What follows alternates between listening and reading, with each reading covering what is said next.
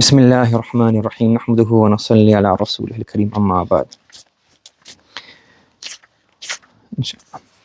So different books that we're doing in Nasiha, different days. So one of the books I want to go through is this book by Mufti Uthmani, Hafidhahullah. In there, well, it's not his book, it's a book where one of his students has compiled all the stories that he's mentioned in all of his works. So Mufti Hafidhahullah has done so much work, written so many things, done so many lectures, so many bayans. From his works, people are now making like summaries. So this is 7-volume book. There's 7 volumes of this, where he's mentioned stories of different people from the times of the hadith stories and Sahaba stories, Tabi'in, Tabu Tabi'in, and then he mentioned all the ulama all the way to his time. So he's got 7 volumes of stories regarding that. And the stories, there's always ibarah and lessons in the stories. That's why the ulama have always preserved this. The stories, I think Junaid al-Baghdadi rahmatullah, one other said that the stories of the pious is something which reinforces the heart. Why? We learn from them. So the things that they do, the things that they say, we learn from their morals, the things that they said, the things that they do. Yes? So inshallah we'll be going through that. So the first story he mentions here, I'm going to go to volume 6, because volume 6 is where more recent stories of the ulama that maybe like 2 generations ago. So the first one he's mentioning here, he's mentioning a story regarding Mawlana Ilyas rahmatullah alayhi. Mufti rahmatullah alayhi says, he says that my father, Mufti Shafi rahmatullah alayhi, he went to visit him once. So he was very ill. So Mufti Shafi rahmatullah alayhi, senior personality, he went to visit Mawlana Ilyas rahmatullah alayhi. Now when he got there, the people told him, Mufti Shafi rahmatullah alayhi, that Mawlana Ilyas is ill. So he said, fine, if he's ill, just leave him alone, I'm going to go. And this is very important, it's a very small point, but it's very important. Sometimes what happens is, when you have emotional circumstances or emotional situations, it's very hard to convince people to do the right thing. You get too emotional, like, oh, I want to meet him. Let's say, for example, you have a grandfather. Yes? If you have a grandfather, how many grandchildren does he have? Yes? He could have, we have about 30 grandchildren maybe, 20 grandchildren. Now, yes, he's a grandfather, but if a doctor is saying that he's not well, he needs to rest, but he's my grandfather, if every single grandchild says the same thing, then 20 people coming in 2 at a time, taking 5 minutes each, it's going to disturb him. You get what I'm trying to say? Sometimes at janazah, now you have like 2, 3 sons, and then some brothers, and then grandchildren. Like, who holds the beer? Or who goes into the grave? So everybody wants to do something. But they say, okay, I sacrifice. You don't have to always try to like feel as if, you have to prepare for this mentally before. Because at that time, it's very hard to explain to somebody. You have to understand that it's not about what you want. It's what gives comfort to the person in front of you. That's what adab is about.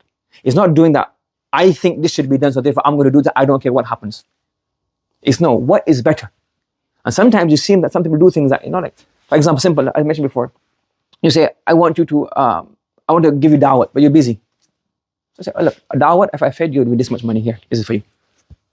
Sometimes I say, I wish to do this, but it's not possible. So here, I've done one Quran khatam for you on your behalf. This is a gift for you. You're very precautious taking gifts from students, so that's fine, I respect that. But more valuable than the £10 or £20 gift is a Quran khatam on your behalf, or udhiyya on your behalf. Yes? So this is what khidmah is about. This is what respect is about other people, is that you do things which benefits the person in front of you, puts the person in front of you at ease. And this is very, very important. Adal mu'ashara. That make sure you deal with somebody in a way where it causes no confusion.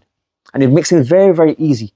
So he said, Mufti Shafi, he said, oh, I've come, how dare you tell me no? He said, okay, that's fine. If he's unwell, I'll go. And as soon as Mawlana Ilyas rahmatullah, who was not unwell, he found out, he called them. No, call them. Somebody probably told them that they came, but we told him, you're resting. He said, no, if they're here, call them, I want to meet them. I'm not well, I can't get to go meet them. I want to meet them. Do you understand? So he went to meet them. After that, he had a question. He said, I've been waiting for somebody like you. I've got a question. You see, sometimes when you don't have knowledge, you don't even understand. So one is, you don't even know what you should aspire to. You don't even know how to think. You don't even know how to deal with situations. Yes? Like I was telling a story yesterday. That somebody asked a sheikh or somebody, tell me a wazifa, tell me something. If I do this, I can see the Prophet sallallahu alaihi wasallam in my dream. Yes? I want to see the Prophet sallallahu alaihi wasallam in my dream. So if I read this Durood Sharif, or just tell me something. So you know the sheikh replied to him. So I don't know. He goes, I would never expect that I am worthy enough to see Rasulullah sallallahu alaihi wasallam in my dream. Then the person realized, you know what? You get it? That you're talking about, you want to see, you're considering yourself worthy enough that I am so pure and clean that in my sleep, the Prophet sallallahu alaihi wasallam, I get the honor of visiting Rasulullah in my dream. See the dream. I don't think myself of this being worthy. And even if there was a wazifa, I would be so scared that I don't know how to deal with this. Even I don't know what, like, I can't handle this. So you start thinking like this. So Mawlana Ilyas rahmatullahi alayhi, he had a question. He said that, look, we're doing work. And beyond expectation, the work has spread so far. Beyond expectation, the work has spread so far. If that's us, if somebody tells us like, oh, many students emerges, or many people are using your books, we get happy, oh, alhamdulillah, yeah, Allah's, that's good, it's a really good book, that's fine. It's not. Once a person, has a Shaykh rahmatullahi alayhi, Mawlana Zakaria Sahib rahmatullahi alayhi, he used to read one hadith and he always cry. Because Hazrat Shaykh rahmatullahi alayhi, like in charge of a Darul Uloom, teach hundreds of thousands of students hadith. He was mentors of many places over the world, in South Africa, in England, the mentor of many of the ulama. And a lot of the work you see in England from our circles in England, South Africa, is a result of his hard work. But he didn't think, he used to read one hadith, he used to cry. What's his hadith? Inna Allah la yu'ayyidu hadha ad-deena bir-rajul al-fajir. If Allah subhanahu wa ta'ala wants, He can use a fajir, a fasiq, a disbeliever, a sinful person to do the work of deen. So sometimes a disbeliever may end up causing benefit to Islam. A person who is sinful, he could cause benefit to Islam. So just because you're doing something, it doesn't mean there's guaranteed success. Do you understand? So when you start thinking on these, sometimes you have to understand. That's why it's very important to read all of these things. If not, you're showing off. You don't even realize you're showing off. You do something about ikhlas, you never realize, you don't understand what ikhlas is. Do you understand? So it's very important that you get caught up. So I didn't get very happy and say, oh, I'm doing this work, and he has a whole long review that, leave Google reviews on my website, or write things for me saying, oh, Mawlana Ilyas is very good and Allah's accepted him. What did he say? He said, I am scared that I am under this category. And he said, istidraj. What does istidraj means? Istidraj is a term when Allah subhanahu wa ta'ala is a non-Muslim, or a disbeliever, or a fasiq, or a fajir. And Allah subhanahu wa ta'ala allows them to carry on doing their work and gives them progress, so that when Allah seizes them, He sees them powerfully. It's like, for example, you have a drug lord, and the police got a hint on this person. What did they do? They don't catch him straight away. What did they do? They let him carry on doing all his business dealings. Why? Photo evidence, pictures, leads, links. So it's proper, like 20, 30, 40 cases against him.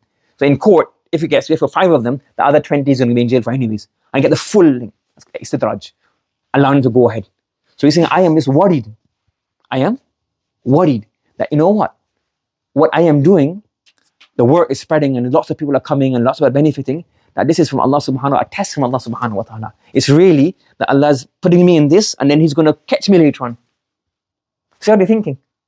This is the real humility built into them. So then Mufti Shafi rahmatullahi alayhi, he gave an answer again. He said that for you to have this thought, inshallah, is a sign that it's not istidraj. When a person is worried about these things, then inshallah, it is not istidraj. A person who is Allah wants to punish, he wouldn't have given this thought. You following? And that's why, what did we read yesterday in Zadul Salihin? What did Ibadur Rahman say? Wa Ibadur Rahman, and mention the qualities. Yabituna li rabbihim sujjadan wa qiyama. They spend the entire night in ruku and sujood. But then what they say at the Fajr time? At the end of sujood. Rabbana asrif anna adhab jahannam. So Allah said that they do the whole night in qiyam and sujood. They say, oh Allah, now I have done ibadah, I am entitled to the Jannah, give me Jannah. What do they say? Rabbana asrif anna adhab jahannam. After Salah, what do we say? Allahumma taqabbal minna. What's the dua? The Masnoon dua. Astaghfirullah, astaghfirullah, astaghfirullah. Allah, we have not fulfilled this ibadah as we should have done. What did the Prophet ﷺ say? Ma abadnaka haqqa ibadatik, wa ma arafnaka haqqa ma'rifatik. We have not been able to worship you as you should worship. This is why the Prophet ﷺ used to istighfar every day. Astaghfirullah every day. Why? He didn't do any sins.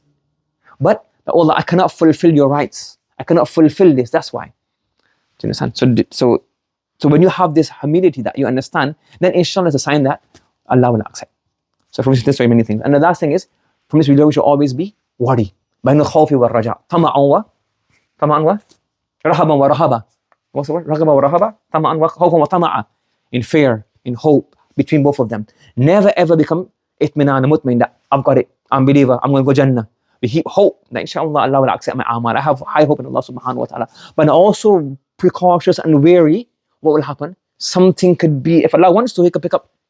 That's what happens, isn't it? If the police wants to, like, do something, they say, well, you got parking fine. If they want to, if the media doesn't like you, they'd find something for you in something you've said, something you've done, and made it a big issue. So how many issues do we have in the past? So always be hopeful that inshallah Allah will accept, inshallah Allah grants Jannah, but also be wary that any one thing, if Allah wants to, He can say, look, you disobeyed me here. This is being a major sin. And in the future, what happens in the future, you don't know. So always be hopeful and fearful. So may Allah subhanahu wa ta'ala give us ability to take some lessons from this story. Subhanallah wa bihamdihi, subhanakallahumma wa bihamdika, wa nashhadu an la ilaha illa anta, nastaghfiruka wa natubu ilayk.